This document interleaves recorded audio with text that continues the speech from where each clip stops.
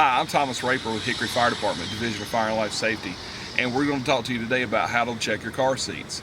Right now, while everyone is doing the social distancing thing, no one's out traveling a lot. So now's the perfect time to check your car seats to make sure that they are in correctly so your child's safe when you do start venturing out into the public again and start traveling around.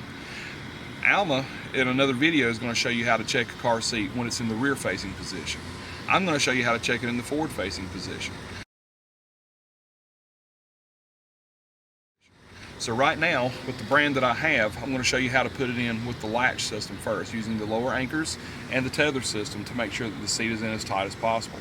The first step is make sure that you have all of your straps in the correct locations on the car seat. To do this, make sure that you check with the manufacturer's instructions, because all car seats are different and they have their own little quirks as to how they should be changed and how they should be positioned. Also, make sure that if you are using the latch system, make sure that you do have the correct latch system and you know how to use it in your vehicle. Look for the pictures or sewn in buttons on the seat to locate the anchors in your car seats. Using the latch strap, make sure that the buckle is using the heaviest part of the metal facing upward and that your strap is not twisted up. Reach in, hook it, come to the other side. Make sure that you hook both sides.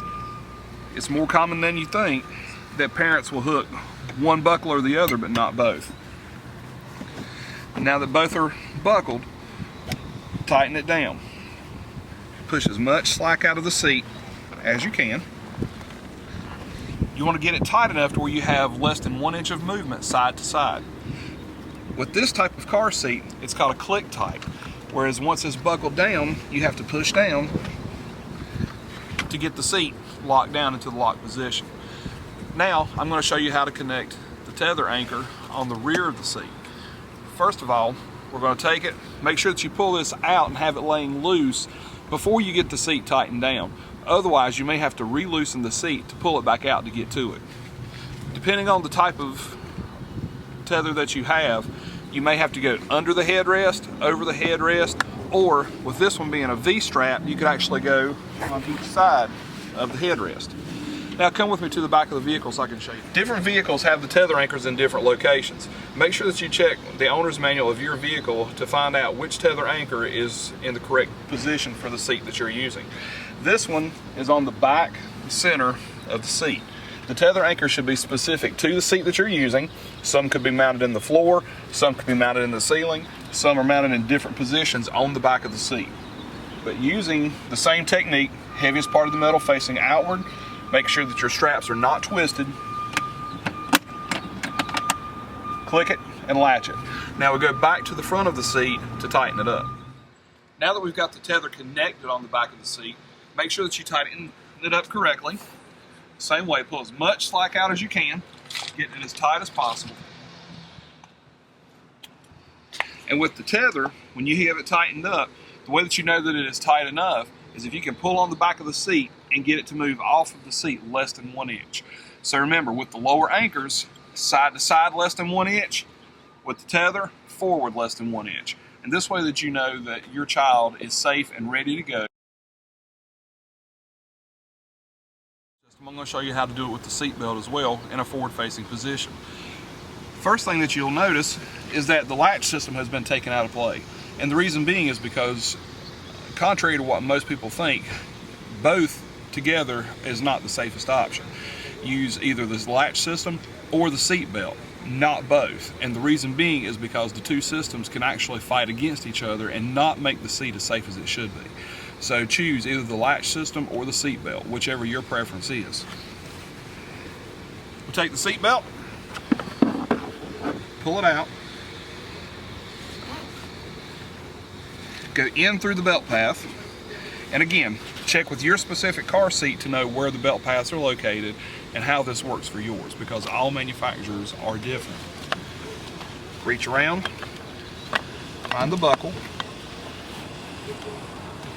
Make sure you listen for the click to get it as tight as possible. Pull as much slack out of it as you can. Now for most car seats, what you're going to do is pull the retractor out as much as possible and let it go back in. What it does is it switches that retractor over to locking mode so that the seat belt does not come undone when you don't want it to. Other vehicles have the lock built into the latch plate itself.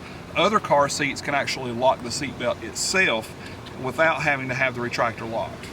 Make sure that you know which one is right for you.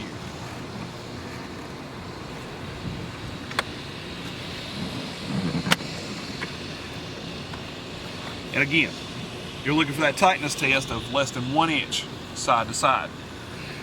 With the tether, same way. The tether's still connected in the back from the earlier in the video when I showed you. Now all I'm going to do is just tighten it back up. Get as much slack out of it as I can. Tighten it down. Check my tightness forward. And we're good to go forward facing.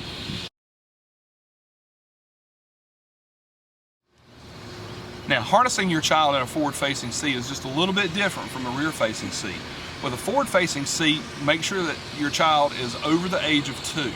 2 years old and younger should always be rear-facing. 2 years old and above can go forward-facing. But it is strongly recommended to leave them rear-facing as long as the car seat will allow. Check your labels and your manufacturer's instructions to see how your seat works with the weights and sizes of your child. Now, with my friend Buckle Bear here, he's been buckled in, and as you can see, he's got his 5-point harness on.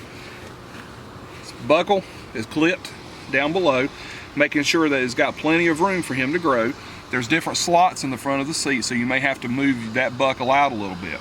Same way as with the rear facing, you want to make sure that it is snug where I can't pull any slack between my fingers, but also too, I should be able to slide one finger comfortably between the chest buckle and his chest without having to get a lot of room in between. It should be pretty snug to hold him in, real nice and tight.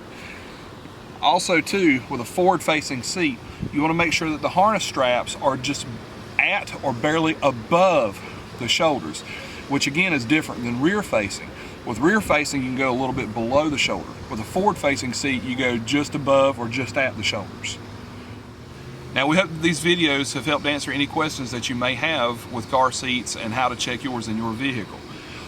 If you have any questions, feel free to give us a call at 828-323-7522 and ask to speak to one of the car seat technicians. Alma or myself will be more than happy to assist you with any questions, and as soon as we're able to, we'll be happy to set up an appointment to help you with your car seat.